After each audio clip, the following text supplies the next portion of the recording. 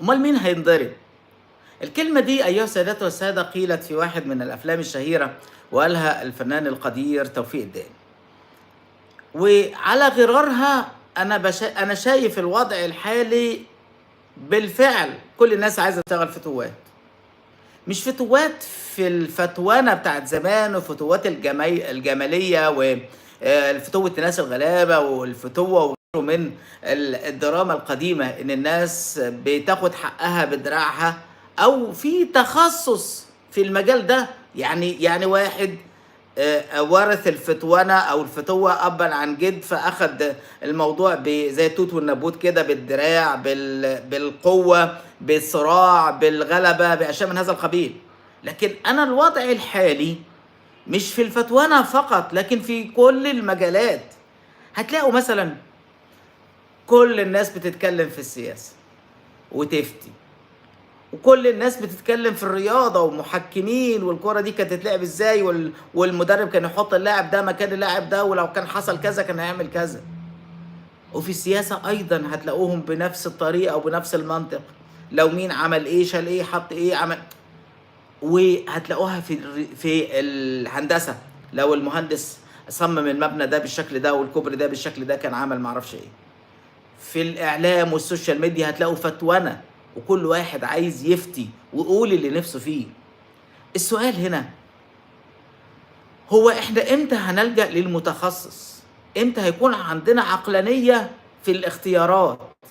يعني لو حضرتك ماشي في الشارع وسألت واحد على غرار الليلة الكبيرة كده وعايز وصفة وعايز تروح فين، يقول لك بص هتاخد يمين من شمال في الحوادية وتلاقي، وزي ما بيقولوا كده دي وصفة هايلة ووصفة سهلة.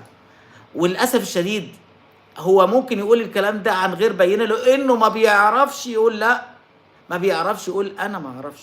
مش عيب ان انا اقول انا ما اعرفش، مش عيب ان انا انصح صح. ده الصواب والافضل، ان زي ما النص النبوي ان الدين النصيحة.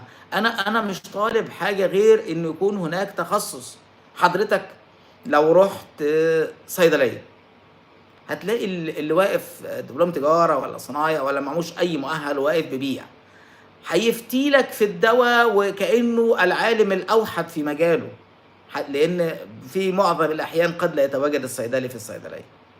لو رحت قاعد بتتحكى في مقهى ولا في أتوبيس ولا في الشغل وبتتكلم مع حد، هتلاقي كله بيفتي، ده أنا خدت الدواء ده وعملت الموضوع ده وحصل كذا لأن إحنا شعب فتاي بيحب الكلام على الفاضي وعلى المليان.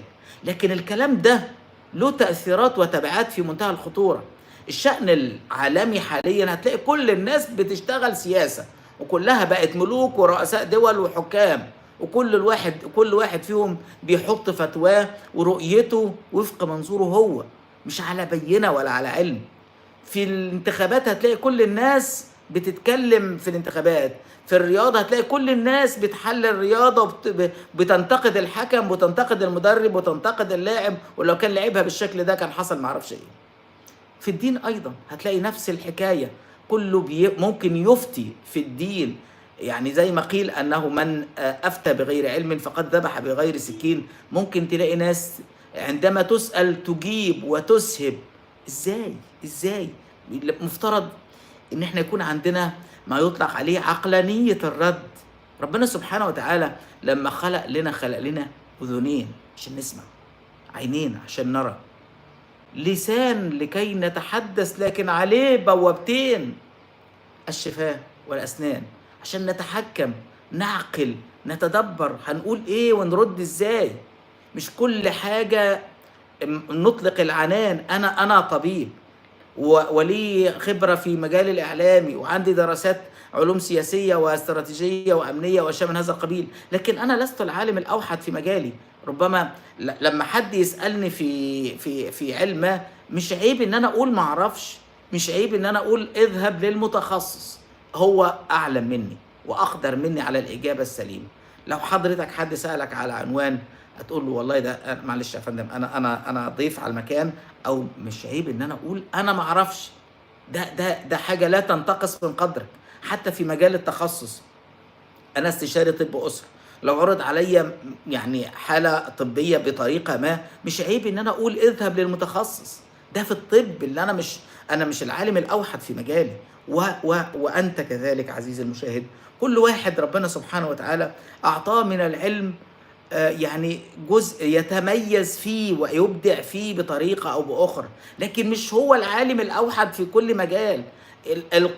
العالم العربي القديم كان عنده أو ما يطلق عليه الموسوعة العلمية، موسوعة يعني تلاقيه عنده علم في الرياضة وفي الفلك وفي الطب وفي الهندسة وأشياء من هذا القبيل، وبرضه كان عنده العلم ده بقدر، رغم أنه كان متفرغ كاملا لهذه العلوم، ومع ذلك كان بيطلق عليهم العلماء الموسوعيين.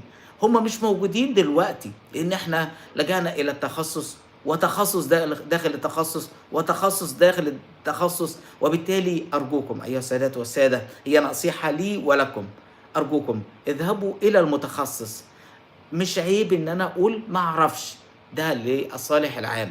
خلوا يعني عندما يقال بان اهل مكه ادرى بشعبها، او الرسول صلى الله عليه وسلم عندما قال لهم انتم اعلم بامور دنياكم، كل واحد له مجال يبدع فيه، بلاش نفتي ونجتهد في مجال تخصصنا قدر الامكان، لكن مش على الفاضي وعلى المليان نسهب ونقول ونصدر احكام على اشخاص او على مواقف احنا ما دخلناش فيها وما نعرفش تأثيراتها وتبعاتها. لو كنا مكانهم كان ممكن نعمل ايه؟ لان ربنا سبحانه وتعالى اعطى كل واحد منا بقدر. ال 24 قيراط موجودين، اللي عنده صحة واللي عنده مال واللي عنده أولاد واللي عنده راحة بال واللي عنده علم واللي عنده فطنة واللي عنده حنكة واللي عنده صبر واللي عنده، وتلاقي التركيبة سبحان الله متكاملة، عشان ربنا سبحانه وتعالى يعاملنا من منطق العدل، لأنه عدل وأعطانا بقدر.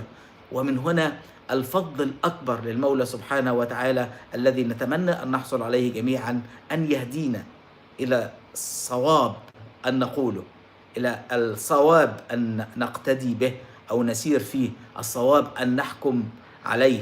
أيها السادة والسادة، الصواب أتمنى أن يكون فيما ترونه اليوم، وفيما يعني اجتهدت قدر المستطاع أن أعرض على حضراتكم مشكورين أن هناك ما يطلق عليه التخصص في كل المجالات. احنا مش فتايين، احنا بنتكلم ونتحدث بقدر ما أعطانا المولى سبحانه وتعالى من علم ما، بقدر ما في مجال ما، والمجالات الأخرى قد تكون أقل وقد تكون أكبر، ولكن لا نفتي بغير علم. أيها السادة والسادة، هي دعوة للتخصص، وبلاش كلنا نشتغل فتوات، لأن مش هنلاقي حد يتضرب، ومش كلنا هنشتغل بابا المجال، لأنه زي ما قالوا في قرنة مفيش مقارنة. لا، في مقارنة، في معلم وفي صبي، في بلية وفي أسطى، في تلميذ وفي أستاذ، في سياسي وفي مبتدئ.